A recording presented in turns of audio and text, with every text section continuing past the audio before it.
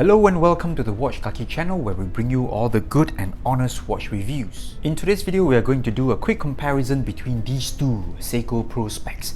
And these two watches, they are from the same family. That is, they're from the Turtle family. And just take a look at the first glance, you will notice that these two watches, they share similar DNA, alright? So they've got this really nice classic looking cushion case. They've also got this sort of a blended kind of a crown guard.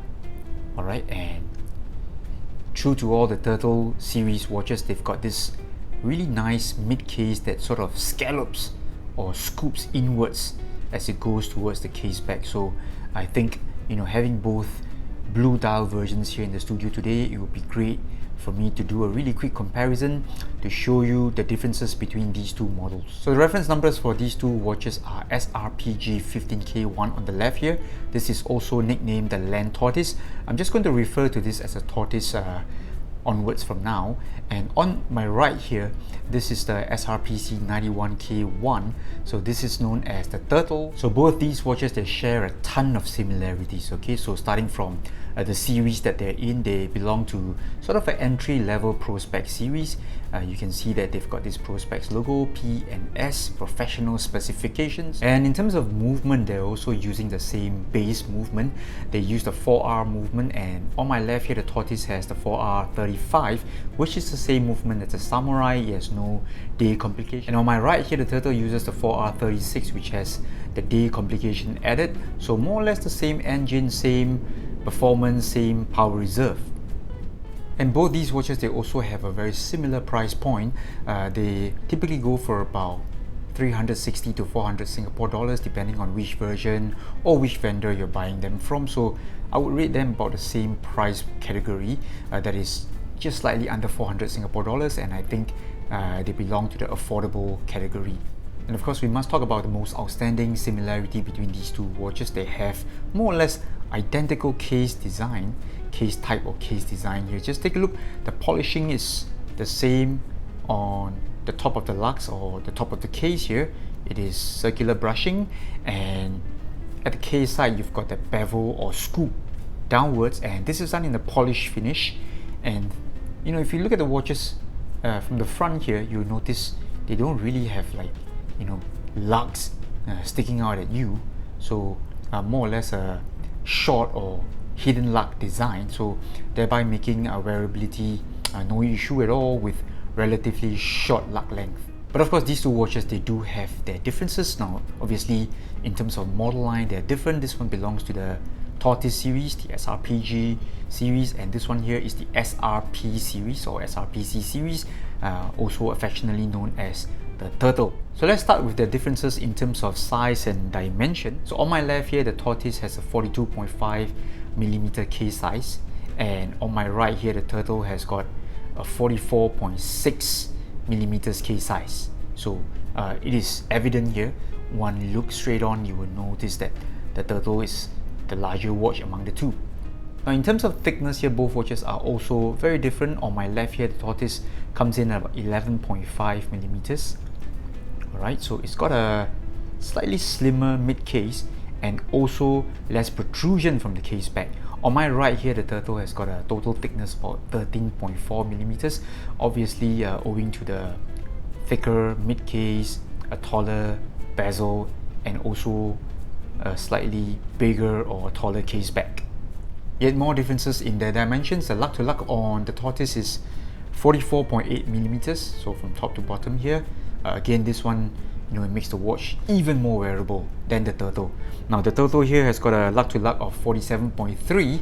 I wouldn't say that's very long for a large size diver, so it is also manageable, but only difference being that the Tortoise has actually made it even more wearable.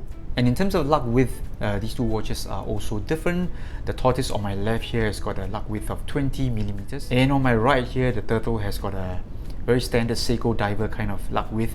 This one here comes in at 22mm. So both watches, no problems at all if you're looking for extra or aftermarket strap. So apart from the differences in their size and dimension, there are also some more differences in terms of design and functionality. So let's just dive in and take a look at them now. So firstly, we're going to talk about the bezels on these two watches. So the Tortoise being an explorer feel style kind of watch. It's got a compass bezel, so this one here is non-clicking, it is friction bezel, it is bi-directional, although I really don't know how to use this compass bezel here. So the turtle on the other hand has got a very standard Seiko diver bezel kind of thing, 120 clicks, unidirectional, soft clicking, and I think Seiko fans, they're very used to, very accustomed to such design and functionality. So in terms of bezel designs, these two watches are also very different. So let's take a look at this angle here. Alright, so here you can see very clearly that the Tortoise has a crystal that is sitting slightly proud of the bezel. Okay, it's a flat sapphire crystal, and over here the Turtle has got a bezel that is slightly sunk in. Alright, it's protected by the edge of the bezel, which slopes downward here. So I think you know, this difference actually contributed to the differences in their case heights. And also take a look at the coin edge of the bezel on the Tortoise on my left here. So this one here has got a really nice coin edge, offering very good grip, right, despite the fact that it is not a clicking bezel. On my right here, this is the bezel finish or material that most Seiko fans are familiar with. This texturing here for the seikoturtle, I call this one the grenade kind of surface or texture, again offering very good grip. Now, yet more differences can be found on the dials of these watches. Okay, so the markers, the handsets, you know, you see some differences between them. So this one here, the Turtle being a diver's watch, it's got that dot markers. Alright, so plenty of Seiko fans are familiar with this already. The SKX, the Turtle, and over here on the left, the Tortoise has got slimmer markers. We call this one what, baton, or I think they're just block markers here. So overall, in terms of looks, they're slightly different. So in terms of handset design, again, the Turtle has the arrow design on the minute hand, and over here the Tortoise has got a more or less a sword hand with a pointed tip at the end, and our hands are also slightly different.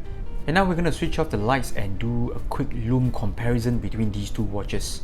And here you go, just take a look. Alright, so was there any doubt that, you know, these two watches would not have good lume?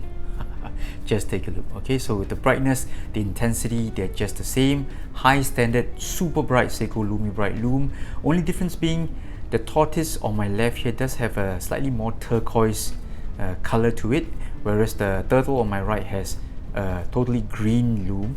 And in terms of lume plot size, okay, lume plot sizes, this one here, the Tortoise being a explorer or feel style kind of watch, it's got slimmer lume hands or markers, and the Turtle here being a diver's watch, I think it has got bigger lume plots. But in terms of intensity, brightness, you know, they're exactly the same. So in terms of wearability, I do feel that the Tortoise does have a slight advantage due to the thinness. Alright, overall thickness or thinness is only about 11.8 millimeters, so I would say that's pretty thin for a sports watch. Alright, so most sports watches, they go for about 12.5 to 13.5. Anything above 14 is considered thick, but over here, very manageable.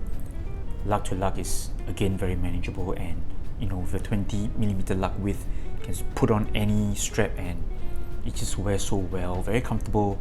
So this one here does have a slight advantage when it comes to wearability.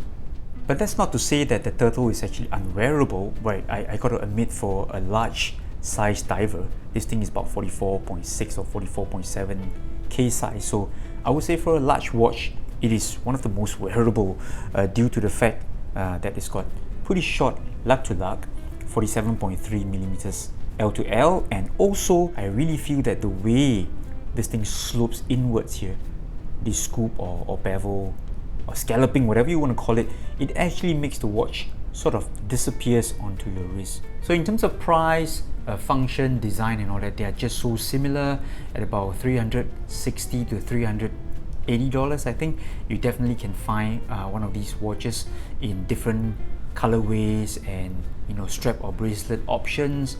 They've got the same, more or less the same movement, same water resistance, 200 meters, Prospex, screw down crown, okay, The only difference being this one here also, the Tortoise on my left, it does have a sapphire crystal. So if that's one of the main criteria for you when choosing a watch, if you really need a sapphire crystal, this is also one factor to consider. And there you have it. That was a really quick comparison between these two Turtle family watches from Seiko. Alright, so I gotta admit there is no clear winner, although I do feel myself leaning towards the smaller watch sometimes, because I do feel that this thinness, 11.8 millimeters, I think it makes the watch such a joy to wear. So feel free to comment in the comment sections below. Tell me which one you prefer and why. Alright, until then, I'll see you next week for new videos. This is the Watch Kaki from Singapore, and we've got George here in the studio. Bye bye for now.